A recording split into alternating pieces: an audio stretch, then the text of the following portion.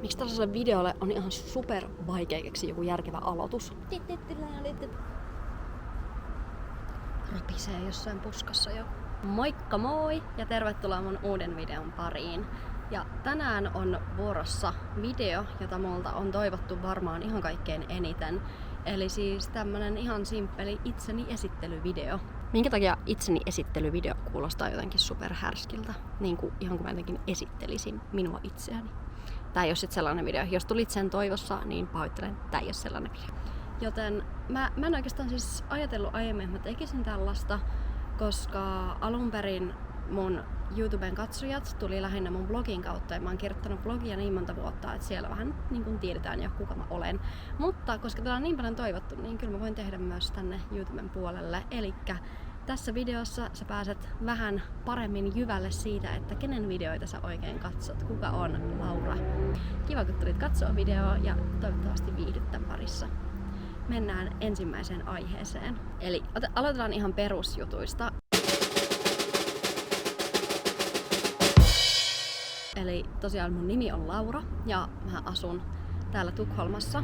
Mä oon muuttanut Tukholmaan syksyllä 2020, eli melkein 2 vuotta sitten. Mä asun täällä Tukholmassa mun kumppanin ja meidän kissan kanssa, joka me ollaan otettu sitten taas reilu 2 vuotta sitten, eli 2020 keväällä.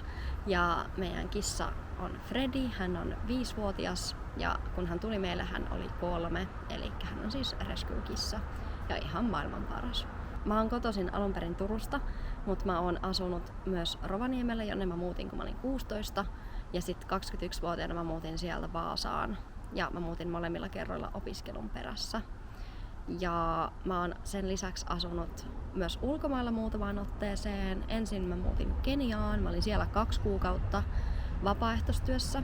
Sitten mä tulin sieltä takas, mä lähdin melkein heti Saksaan vaihtoon. Mä olin siellä semmosen reilu 5 kuukautta. Ja sitten mä tulin takas ja lähdin melkein heti Ruotsiin Tukholmaan työharjoitteluun ja olin silloin reilu 5 kuukautta. Ja mä en silloin vielä jäänyt tänne, vaan sit mä menin takaisin Vaasaan, jatkuin vähän aikaa opiskeluja, tein kandin tutkinnon ja sitten tosiaan muutin myöhemmin tänne ja oon täällä tiellä nyt sit ollut parisen vuotta. Sitten on vuorossa osio strategiset numerot. Eli ikä 29, pituus 159 senttiä, tatuointien määrä on 4, joo. Ja lävistysten määrä on 9, muistaakseni. Joo. Täällä on muuten tosi kuuma taas vaihteeksi ja mä oon varmaan ihan valkoinen tässä videossa, koska aurinko tulee tuolta, mutta tää oli nyt ainut paikka, minne mä pääsin kuvaamaan. Kun mä halusin kuvata tän ulkona, niin täällä oli hyvä spotti istua alas kuvaamaan. Sitten tämän osion nimi on ulkomailla asuminen. Ensimmäinen kysymys, jota multa kysytään ihan hirveän paljon, on se, että miksi mä olen muuttanut Tukholmaan. Ja mun lempivastaus, joka kertoo parhaiten, on se, että ihan muuten vaan. Siis yksinkertaisesti silloin kun mä olin täällä työharjoittelussa, niin mä rakastuin Tukholmaan, musta aivan ihana paikka. Ja se jäi kummittelemaan mun mieleen, että mä vielä haluaisin muuttaa ulkomaille ja tykkäsin Tukholmasta tosi paljon. Joten sitten meillä tuli tuossa pandemian aikana sellainen sopiva hetki molempien elämissä, että elämät meni niin etämäiseksi eikä oikein mitään voinut tehdä, joten me päätettiin, että jos pitää olla kotona, niin miksi me ei voitaisiin olla Tukholmassa kotona. Ja sitten me päätettiin muuttaa tänne. Ja nyt tuntui vaan siltä, että oli sopiva hetki muuttaa. Niin se oli molemmilla mielessä semmosena unelmana. Ja erityisesti siis mulla oli sellainen haave, että mä vielä kerran haluaisin asua ulkomailla. Niin sitten muutettiin tänne. Tän yhteydessä on toinen kysymys, jota multa kysytään melkein yhtä paljon kuin ensimmäistä, eli palataanko me Suomeen? Ja tähän on vähän vaikea vastata. Varmaan jossain vaiheessa joo, mutta nyt toistaiseksi me viihdytään täällä oikein hyvin. Ja toistaiseksi ainakin asun täällä. Sitten, miten mä viihdyn Tukholmassa? Niin kiitos, oikein hyvin viihdyn Tukholmassa. Tukholma on yksi mun lempikaupungeista koko maailmassa, missä mä oon ollut. Ja täällä on oikein hyvä asua. Mä tykkään tosi paljon asua täällä. Ja voin kuvitella asuvani jossain muuallakin, voin lähteä täältä, mutta just nyt täällä on hyvä. Mikä on raskainta ulkomailla asumisessa? Tää on silleen vaikea kysymys, mutta kyllä mä sanon, että raskaimpia asioita on se, että oot läheisistä kaukana jatkuvasti. Se on ehdottomasti se pahin, koska mulle läheiset on tosi tärkeitä ja on vaikea olla heistä erossa totta kai. Sitten lisäksi on yllättävän raskasta se, että sä aloitat kaiken alusta, että sä muutat uuteen kulttuuriin ja uuteen yhteiskuntaan ja sä yrität sopeutua siihen, mutta sulle ei ole sitä samanlaisia tämmöisiä niinku, tavallaan pieniä tietoja, mitä kaikilla on, jotka on sieltä kulttuurista niinku lähtöisin ja asunut siellä aina. Niin se on vähän, että sä oot silleen kuitenkin ulkopuolinen, niin se on välillä raskasta. Ja sit se, että vaikka mä pärjään ruotsilla ja sit englanti on se mun tukikieli täällä, että jos joku asia ei ruotsiksi hoidu, niin mä hoidan sen englannilla ja se on täysin fine. Mutta silti se, että sä et arjessa elä sillä sun tunnekielellä, mikä on mulle siis suomi, niin se on välillä tosi raskasta, että joskus toivois, että vois käyttää sitä omaa tunnekieltään. Ja joskus sitä miettii, että voisihan ne asiat tehdä vähän helpomminkin. Mikä on parasta ulkomailla asumisessa? Ja tää on myös vähän vaikea vastata, koska niin moni asia on parasta ulkomailla asumisessa ja siksi mä täällä haluankin asua. Mutta yleisesti ehkä se, että musta tuntuu henkilökohtaisesti, että mä voin olla enemmän oma itteni, jotenkin vapautuneempi, kun mä oon ulkomailla. Kun mä pääsen pois niistä mun tutuista ympyröistä, missä ihmisillä ja ympäristöllä yleisesti on ehkä tietynlaiset käsitykset ja oletukset musta. Mä pääsen niistä pois, niin se on mulle sellainen, että mun tavallaan aukeaa toinen itteni siihen. On tosi oudosti sanottu. Mut joo, voin olla enemmän oma itseni ja vapautuneempi. Se on ehkä parasta. Ja sit lisäksi mulla on semmonen loputon seikkailun himo, niin tää vähän tyydyttää sitä mun seikkailun himoa, koska ulkomailla asuessa tulee arjessa paljon sellaisia tilanteita vastaan, mitä ei tule Suomessa asuessa, ja sit se on semmoista pientä seikkailua koko ajan. Sitten mennään tämmöiseen osuuteen kuin arvot ja intohimo. Kuulostaa tosi oudolta.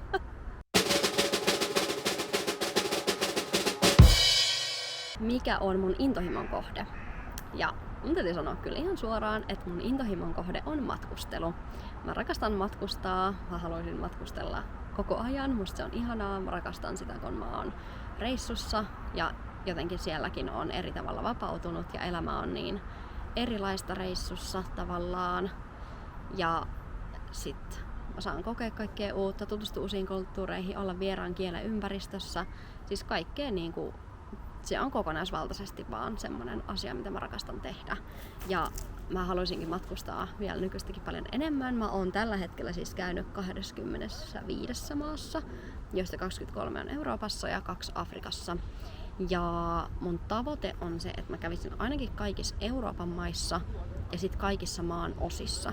Ja tietenkin olisi ihanaa käydä myös kaikissa maailman maissa, mutta mä en pidä sitä kauhean realistisena omalla kohdallani. Mutta mahdollisimman paljon nähdä ja matkustaa ja kokea. Lisäksi toinen intohimon kohde on tietysti tää some. Mä oon tehnyt tätä tosi pitkään, tykkään tosi paljon siihen, että saan purkaa mun luovuutta tämän somen kautta. Et mä oon kuitenkin luova ihminen, niin sit musta on ihanaa kirjoittaa sitä ulos ja kuvata ja nyt sit myös tehdä näitä videoita. Tää on yksi semmonen intohimo mulle. Ja mitä on mulle tärkeitä asioita? Niin tälleen, jos ajatellaan tosi isoa kuvaa, niin mulle tärkeitä asioita on esimerkiksi ihmisoikeudet, eläinten oikeudet ja sellainen niin kuin globaali tasa-arvo. Kuulostaa nyt tosi silleen, mutta joo. Eli mä pyysin just itse asiassa pari päivää sitten mun läheisiä kuvailemaan mua yhtä toista asiaa varten. Ja he kaikki käytti sanaa maailmanparantaja. Ja se on kyllä ihan totta, siis mä tunnistan sen itsessäni, että mä oon semmonen niin kutsuttu maailmanparantaja. Mä tosi paljon mietin kaikkea, että miten mä voisin auttaa ihmisiä eri puolilla maailmaa ja niin kuin ne asiat koskettaa mua tosi syvästi. Ja myöskin se, että miten mä pystyn auttamaan tätä meidän maapalloa ja sitten myöskin kaikkia eläimiä. Et ne on mulle tärkeitä asioita. Millaisia arvoja mulla on? No mun arvoihin kuuluu just kaikki tällainen tasa-arvoisuuteen liittyvä. Mut siis esimerkiksi mä Mä yritän elää mahdollisimman vegaanisesti ja muutenkin ympäristöystävällisesti, ekologisesti. Toki toi matkustaminen on vähän ristiriidassa siihen kanssa, mutta sit sen takia mä yritänkin arjessa tehdä paljon sellaisia ekologisia ja vastuullisia valintoja. Ja ne on tosi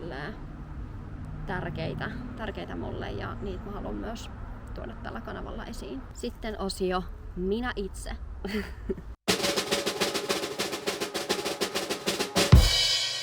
Mitkä on mun omasta mielestä mun parhaat luonteenpiirteet? Mä tykkään siitä, että mä oon positiivinen ihminen ja se ei tarkoita sitä, että mä olisin koko ajan iloinen, mutta mulla on ehkä sellainen positiivinen katse tähän elämään ja mä osaan nähdä hyvää ihmisissä ja asioissa.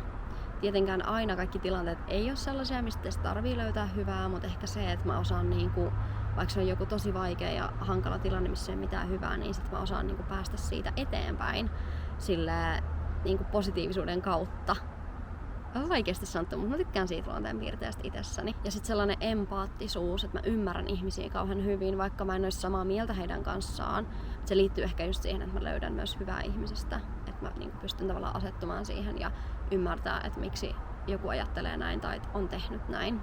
Ja sit yksi, mistä mä kyllä pakko sanoa, että mä tykkään, on semmonen mun oma auttamisen halu. Että mä oon aina arvostanut sitä muissa ihmisissä. Ja tykkään myös itsestäni siitä, että mulla on vahva halu auttaa ja olla osana muutosta. Itse mulla alkaa selkä mennä kipeäksi, mä istun huonosti tässä penkillä. Mä en tiedä, miten mä saisin tän paremmin. Ärsyttävää.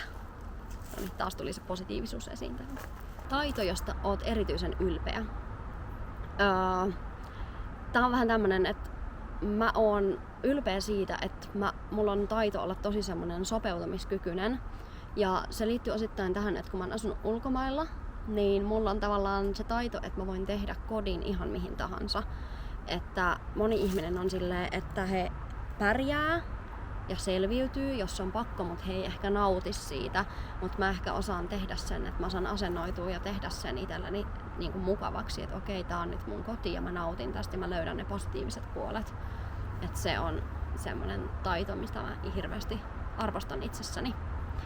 Ja myöskin semmonen, että mä oon tämmönen, no tää on kyllä luonteenpiirre, taas mennyt tohon edelliseen, että mä oon semmonen siis kiltti ihminen. Se on joskus useinkin ongelma mulle, mutta kyllä mä siitä silti tykkään. Mun mielestä on parempi olla kiltti kuin epäkiltti. Joo, ehkä. Ja sit mä voin kertoa yhden taidon. Mä en tiedä, pitäisikö mun olla ylpeä tästä vai huolissaan, että mä oon oppinut tän. Mutta mä oon siis lapsena opetellut, että mä osaan... Tää on niin random juttu. Mä osaan siis liikuttaa mun varvasta, mun pikkuvarvasta. Mä demonstroin tän nyt sormella. Mä osaan siis tehdä näin mun pikkuvarpaille molemmille. Että mä pystyn liikuttamaan pelkästään niitä. Mutta mä en nyt aio näyttää sitä tässä videolla, mutta se on mun taito. Ja kerro mulle, jos sä osaat tän myös, koska mä harjoittelin sitä tosi pitkään lapsena. Mä oon ollut niin omituinen, ihan kuten enää olisi. Viimeinen kohta. Millaisia videoita Laura Linnea kanavalla nähdään?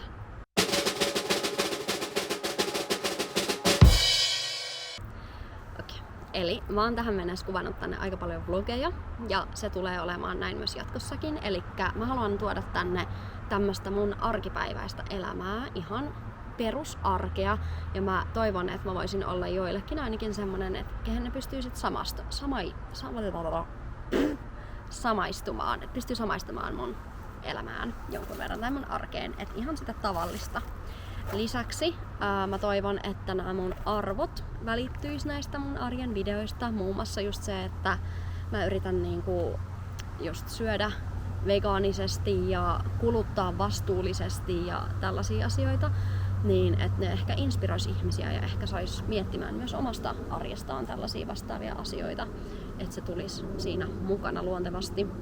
Sitten totta kai mä haluan myös kuvata matkavlogeja ja mä oon julkaissutkin jo jotain matkavlogeja mun kanavalla ja niitä on tulossa lisää, toivottavasti pian. Sitten lisäksi mua kiinnostaa kaasti tehdä myös sellaisia pohdiskelevia videoita ja siis muita aihevideoita liittyen vähän kaikkeen, mutta siis mä tykkään kauheasti katsoa, kun muut puhuu jostain tietystä aiheesta ja kertoo heidän ajatuksiaan siitä ja mä haluaisin tehdä itse samaa, mutta siihen mä tarviin myös teidän apua, että te kommunikoitte mun kanssa ja kerrotte, että mitä te haluatte kuulla. Joten mä toivon, että jos sua kiinnostaa yhtään minä ja tää mun kanava, niin sä kommentoisit tonne kommentteihin jotain videoehdotuksia, mitä sä haluaisit nähdä. Olisi tosi kiva kuulla myös, mitä te haluatte, vaikka lopulta mä itse tietenkin teen sen mukaan, mikä musta tuntuu hyvältä. Mutta tällaisia asioita nyt minusta ja mun kanavasta. Toivottavasti opit jotain lisää musta. Ehkä et oppinut mitään lisää musta, mutta sä voisit kommentoida tänne alas, tuliko joku asia vaikka yllätyksenä. Ja toivottavasti sä nyt viihdyt mun kanavalla, myös menet kattoo muita videoita. Ja hei, muista käydä myös tsekkaamassa mun blogi ja Instagram. Mun blogi löytyy osoitteesta lauralinnea.fi ja Instagram-nimimerkki on Laura Helini. Laitan ne myös tuohon alasboksiin. Kiitos tosi paljon kun katsoit tän videon. Mä toivon, että sä voisit tilata mun kanavan. Se on mulle osoitus siitä, että sä haluat nähdä lisää mun videoita. Ja nähdään ensi videossa. Pistä tykkäys videolle, jos tykkäsit tästä. Noniin, nähdään ensi videossa. Ihana kun katsoit. Moi moi!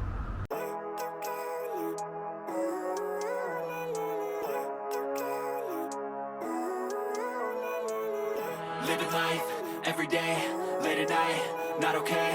All I want, and I pray, all I need are some better days.